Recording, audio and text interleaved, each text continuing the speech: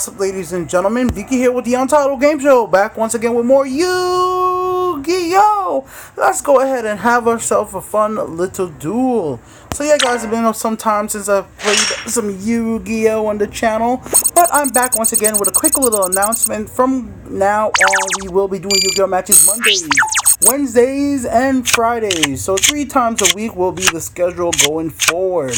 I used to do this every single day for a few weeks, but then I had to realize that, yeah, uploading every single day might be a little bit of a struggle. And the problem is not that I can't record and play the game every single day. The problem is actually with the uploading process to YouTube. It's just not as fast as I really need it to be. Once you upload a video, you gotta tag everything, description, share it on the community pages, Twitter, and all the other places you need to share it, and all the playlists I need to add it into. And that usually actually takes me some time. So because of that, I have to step back for a moment and just decide that, yeah, I'm gonna take it down to 3 days a week. And that might be a little bit better for me going forward than do what I am currently doing with Yu-Gi-Oh! Alright, guys? So anyways, let's start off with Mystical Space Typhoon. Next up, we're going to go ahead and get Black Hole. We start to clear off the field off the bat. And once that is finished, we will try to move on from there and try to do some damage. Next up, we're going to go ahead and set this card face down. Then we're going to go ahead and set this card. What is this? Summon you. Then we're gonna summon you. Then we're gonna attack.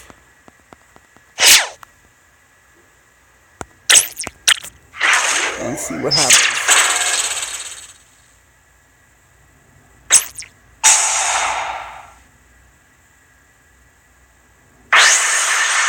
So he destroyed my monster. So he had a lot of trap cards to destroy my monsters, which I expected, but I do have Call It a Haunted. My first hand wasn't the best hand ever, but I am playing with my Nutria deck, which is more or less a lockdown type deck, so we're just going to have to work with what we have with that deck. So let's see what my opponent tries to respond with right now. I don't want to activate Call It a Haunted just yet. We will actually prefer to wait until my turn to activate that card. So we're going to wait till literally at the end of his turn. Once he goes into end phase, and then we'll activate it because he just did activate a new card. There we go. Now we're gonna activate it. So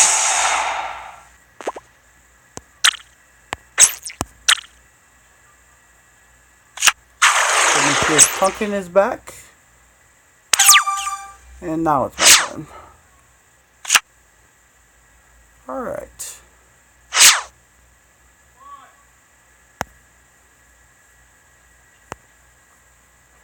Now we gotta pay the price of my Messenger of Peace, which I will actually do.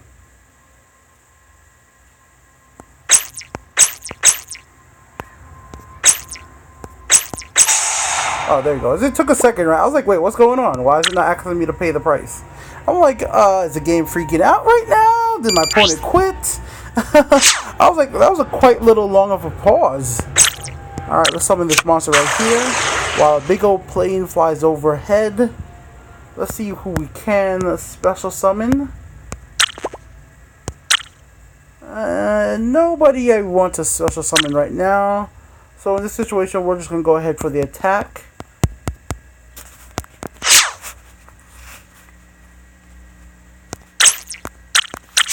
We're going to tree a pumpkin.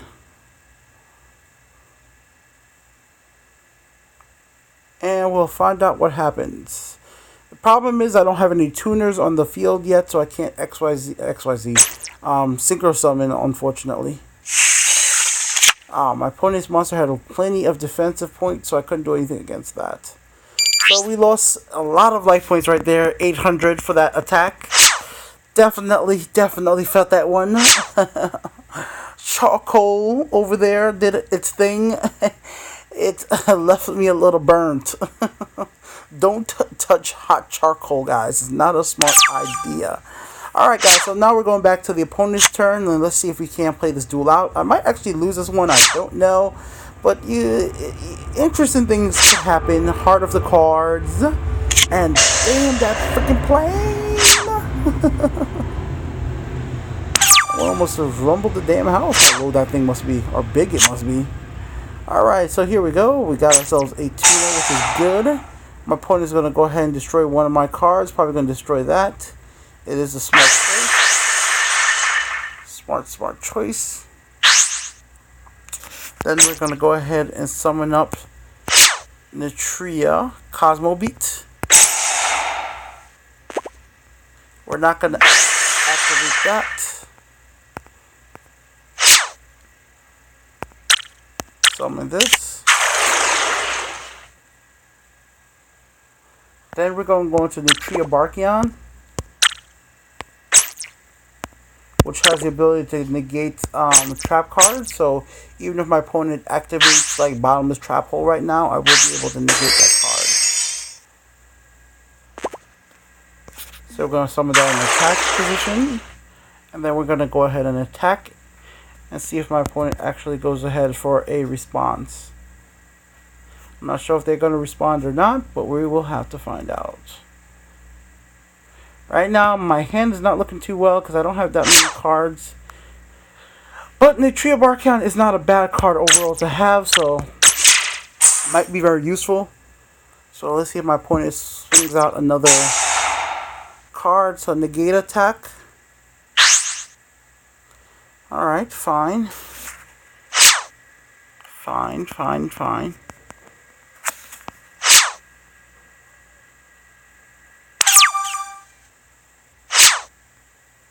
That is a quick one. I can't actually negate that one, unfortunately. Fine.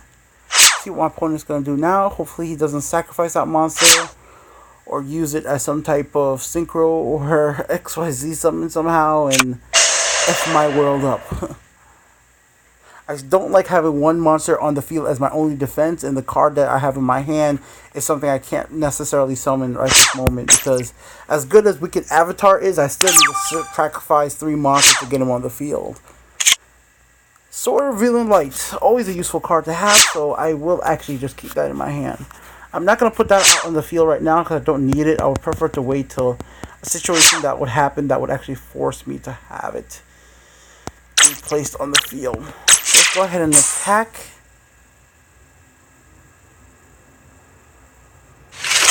Alright. Our opponent was not able to respond. Let's go ahead and end our turn. And hopefully I could hold off on using Swords Revealing Light for a little bit while. Because the longer I don't have to use it, that means that the longer I am actually pretty much good with Nitria Barkion.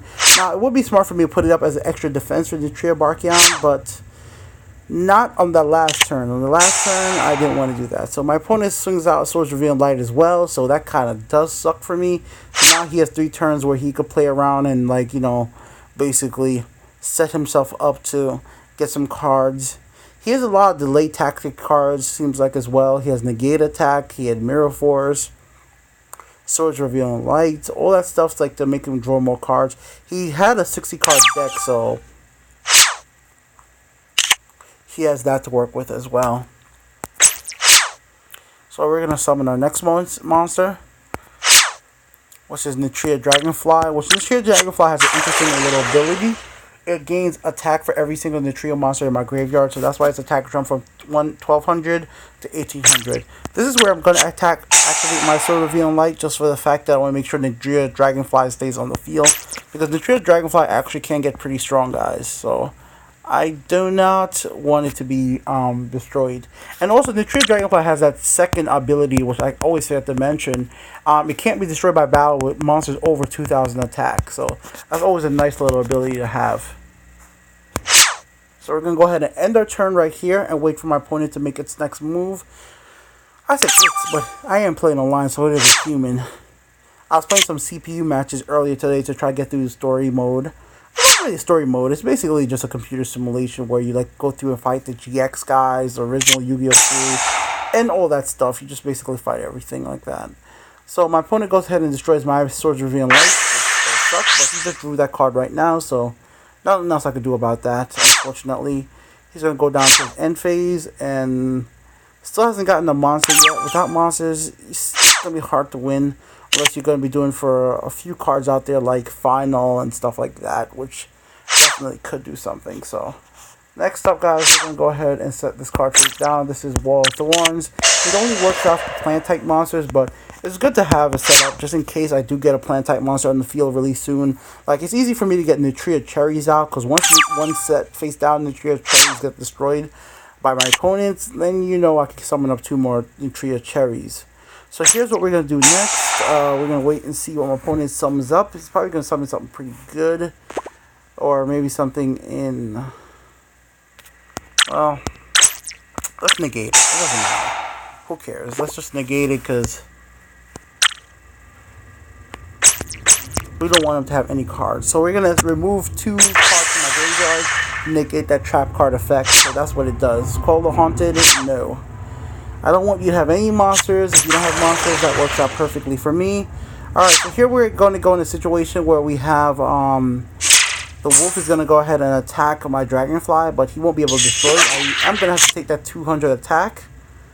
So that definitely does hurt, but dragonfly will live because he can't get destroyed by monsters 200, 2000 or above. So because that monster has exactly 2000, he can't actually destroy me. And here we go.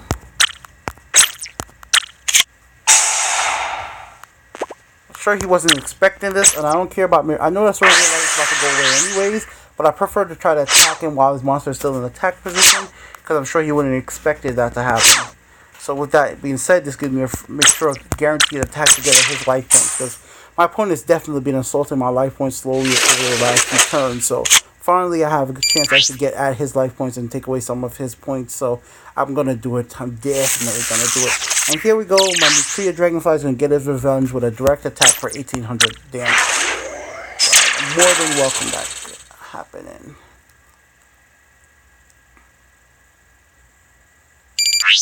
Alright, my opponent's left down with 5700.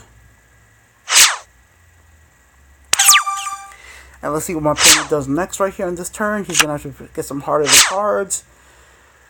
If he gets a black hole or something like that, that would suck ass for me, but it looks like he sets another card's face down. Definitely playing heavily on his back row. I'm guessing a lot of his deck is built up of actually cards for his back row. And look at that. Here we go. His back row becomes irrelevant because I get Nutria Dragonfly. Nutria Bamboo Shoot would negate the activation of every spell or trap my opponent has. So now my opponent's back row has become completely irrelevant, and I'm basically going to go ahead and win this duel because there's basically nothing he could do at this point. Even if he attacked me with a strong monster, I do have the card Wall of Thorns set up right now, and Wall of Thorns is actually basically a mirror force for plant-type monsters. And as you guys see, he knew he was going to lose, so I guess he didn't want to get a losing record, so he actually disconnected from the duel and turned off his phone. So yeah, guys, that's how people get salty while playing online versus me and Yu-Gi-Oh! They are salty, hard-bodied. They can't even take the fact that they lose, so they disconnect. Biki here with the Untitled Game Show. Win is a win for me, guys. I just don't get as much points when they disconnected. When they disconnect the duel, I get like basically a quarter of the points I would have got for a legitimate, like, pure win. But it's cool with me. I still win, and that's the duel for today, guys. I'll be back again on Wednesday and Friday with more duels for you guys here on the Untitled Game Show second channel, Biki Plays. Till then, guys, thank you guys for watching.